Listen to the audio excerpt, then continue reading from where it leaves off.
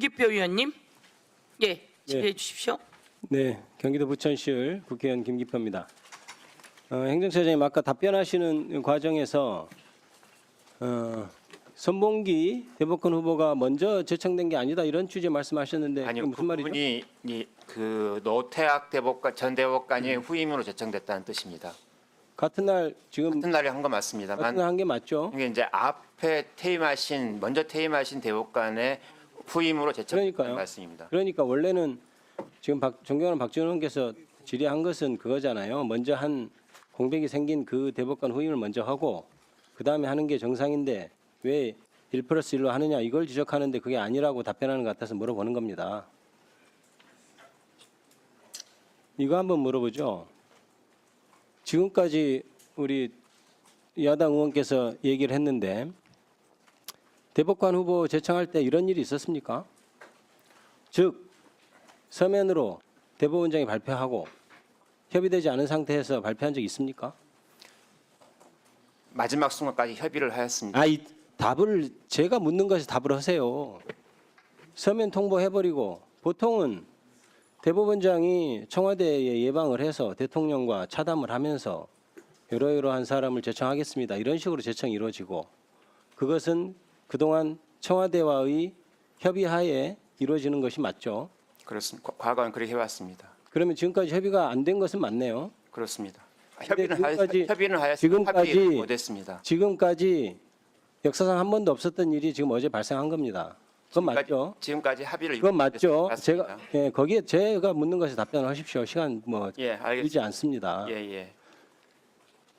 왜 그랬을까요? 왜 그래요? 저는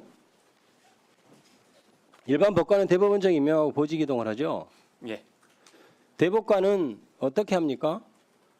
국회의 동의도 없고 대통령도 임명하고 대법원장이 제청권을 행사하죠. 예. 그것은 헌법책에서도 우리 행정처장님도 아시겠지만 헌법책에서도 대통령의 대법관 임명권은 국가 원수로서의 지위에서 한다고 그렇게 돼 있어요. 맞습니다. 최고법원을 이룩하는 사람은 단지 대법원장 임명하면 안 되고 국회라는 그러니까 국민주권 시대 국민이 뽑은 대표 국회의 동의를 얻고 그다음에 더욱더 국민의 대표로 인정받는 대통령이 최종 임명해야 된다. 그것을 천명한 겁니다. 그렇죠? 예. 대법원장은 단지 제청권만 행사하는 거예요. 그렇지 않습니까?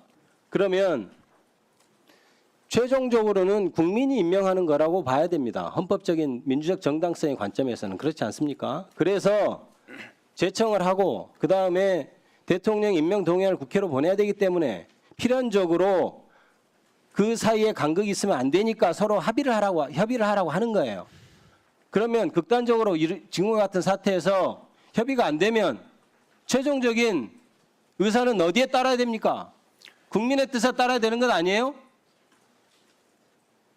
나는 제청권이 있으니까 서면으로 던져놓고 알아서 해라. 이것이야말로 대법원이 정치투쟁의 한복판에 있는 거예요.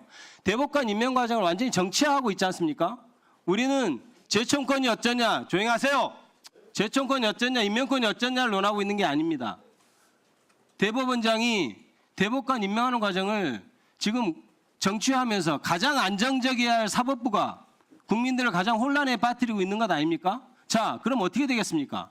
지금 국회에서 동의 안 해서 비준이 안 되면 그래 국회가 이제 거부했다고 할 것이고 그것이 대통령이 임명동의안을 국회로 보내지 않으면 이제 대통령이 사법부의 공백에 책임이 있다고 할 것이고 그렇게 할 것 아닙니까? 예상되는 수순 아니에요? 그렇기 위해서 저는 어제 지금까지 한 번도 없었듯이 서면으로 통보한 것이라고 저는 생각합니다. 자, 이제 한복판에 수렁텅이에 빠뜨려 놓고 자, 우리는 책임이 없어 이렇게 한 행위라고 생각해요. 협의를 끝까지 하고 최종적으로 저는 만약에 조율이 안 되면 국민의 뜻에 따라야 된다고 생각하는 사람이에요. 행정처장님 이거 하나 사실관계 확인 한번 하겠습니다. 네. 행정처장님 지금 노태학 후임 대법관으로 후보로 추천된 사람 중에 한 명한테 전화해서 사퇴하라 이렇게 전화한 적 있습니까? 전화한 적이 있지만 사퇴하라고 말씀드린 적이 그럼 뭐라고 했습니까? 전화는 했네요. 있습니다. 뭐라고 했습니까? 여러 가지 선택지 중에 한 가지가 있었습니다. 그 앞에 있는 후보로 추천된 네 분에 대해서 새로 추천하는 절차를 거치는 것은 어떠냐 이러한 아이디어가 있었기 때문에 그 아이디어를 생각하는 도중에 이 아이디어가 성사되기 위해서는 추천된 후보 네 분이 모두 동의를 하셔야만 가능한 얘기입니다. 새로 추천을 한다고요? 예. 그 도저히 네 분이 합의가 안 동의하면 되고 새로 추천이 가능합니까? 그래서요. 아니, 그 모두가 동의하신다면 가능하다고 생각하기. 그것이 지금 말씀 잘하셨습니다. 그것이 저는 직권남용에 해당한다고 생각해요. 보십시오. 대법관 후보 추천위원회는 어떻게 구성됩니까? 대법관 후보는 어떻게 추천돼요? 일단 11일 정도 청구받습니다. 국민들한테 다 청구받아요. 예. 그죠? 그다음에 그 청구받고 동의한 사람을 대상으로 대법원 홈페이지에 이런 사람이 있습니다. 의견 내세요 하세요. 합니다. 그거 다 국민의 뜻에 따라서 절차를 거치고 있는 거예요. 그다음에 진짜 바쁜 사람들이에요. 법무부 장관 오라고 하죠. 대한변호사협회장 오라고 하고 사단법인 한국법학교수회장 이런 사람들 오라고 합니다. 회의해요. 자료 가지고 추천합니다. 그래서 4명을 만듭니다. 그런데 대법원장이 마음에 드는 후보가 없다고 그것을 다시 할 수 있다고 생각하는 것 자체가 법관으로서 판단할 수 있는 일입니까? 그게 가능한 일이에요? 존중한다고 되어 있습니다. 존중해야죠. 존중하기니까 그게 지금 대법원의 문제점입니다. 그러면 존중하면 존중은 하되 그럼 딴 사람 아예 하십시오. 대법관 추천위원회를 뭐하러 다시 열라고 합니까? 예? 대법관 후보 추천위원회 왜 다시 열어요? 존중은 하시고 딴 사람 개인적으로 추천하면 되잖아요. 대법관 후보 추천위원회가 왜 만들어졌습니까? 모두가 안 한다면 그동안 어떡합니까? 대법원장이 개인적으로 자기 마음에 드는 사람 추천하니까 규칙도 아니고 법원 조직법에 제도화시킨 거예요. 그런데 존중한다는 말이 있다고 해서 그건 싹 무시하고 그동안 했던 절차는 무시하고 새로 대법관 후보 추천위원회 열어서 마음에 안 드는 사람 날리고 자기 마음에 있는 사람으로 4명 추천해가지고 대통령이 어쩔 수 없이 하겠다. 이게 법원 행정처장으로 할 수 있는 일입니까? 그게 대법원장의 동의 없이 가능한 일입니까? 본인 혼자 한 겁니까? 예. 대법원장이 안 시켰습니까? 시킨 적 없습니다. 대법원장이 시키지 않고 본인이 했으면 그거야말로 직권남용이고 그거는 거짓말입니다. 대법원장의 허락 없이 어떻게 법원 행정처장이 후보자들 4명한테 다 전화해가지고 대법관 후보 추천위원회 무력화시키고 다시 대법관 후보 추천위원회 만들 테니까 동의해라. 이걸 어떻게 혼자 할 수 있다는 거예요? 동의하라고 한 적 없습니다.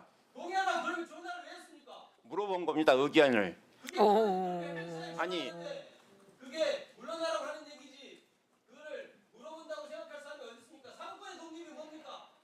재판의 독립과 법관의 독립이에요.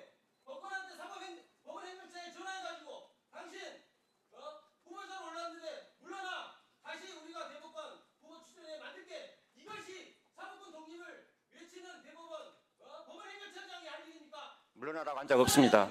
물러나라고 한 적 없습니다. 후보자들한테 전화를 한 것 자체가 법원 행정처장으로 직권남용이고 혼자 도저히 할 수는 없는 일이고 청와대에도 그런 죄 있죠.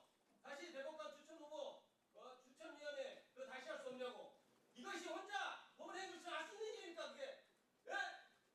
대법원장이 없이 어떻게 혼자 할 수 있어요? 이거는 수사를 해서 직권남용으로 수사하고 정말 이게 문제가 되면 정말 탄핵해야 된다고 저는 생각합니다. 이거야말로 대법원의 민낯을 보여준 사건입니다.